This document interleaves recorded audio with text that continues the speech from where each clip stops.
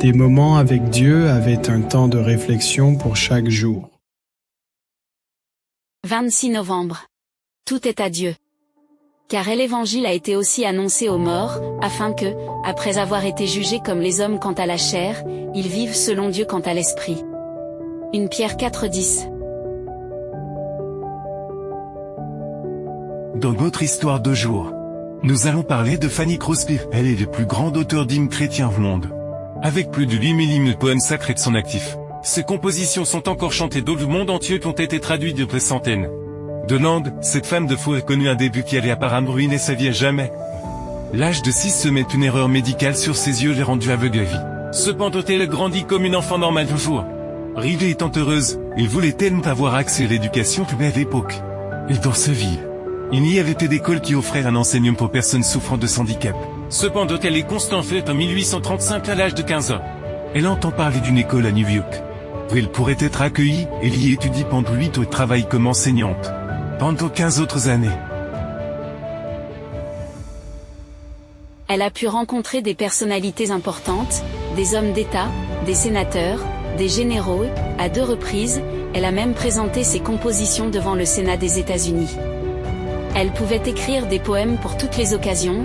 Grâce à ce don, elle cherchait à rendre gloire à Dieu.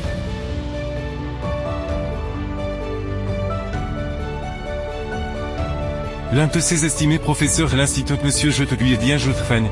Souviens-toi que tous les talents que tu as s'appartiennent entièrement à Dieu. Et que tu dois donc lui donner le crédit de tout ce que tu fais. Il t'écrit des hymnes pour différents musiciens. Et souvent dans un ton limite comme l'hymne sauvé dans les bras tendres.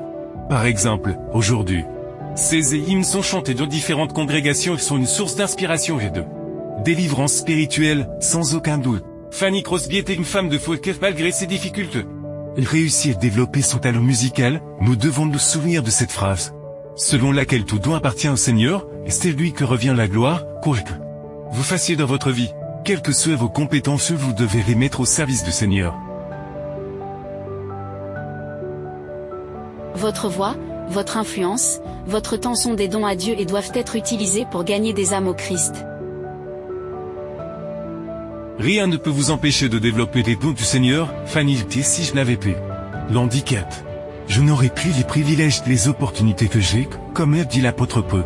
Sa puissance est parfaite dans la faiblesse. C'est que Dieu peut faire de grands instruments de ceux qui se donnent ses directions. Tout est Dieu. Il faut seulement que le cœur se dispose à faire son travail. Tu peux le servir avec ce qu'il te donnerait. Ton nom sera conservé dans le livre de vie. Amen. Merci pour écouter cet audio. Nous vous invitons à partager avec votre. Contactez et visitez le site web biblewell.com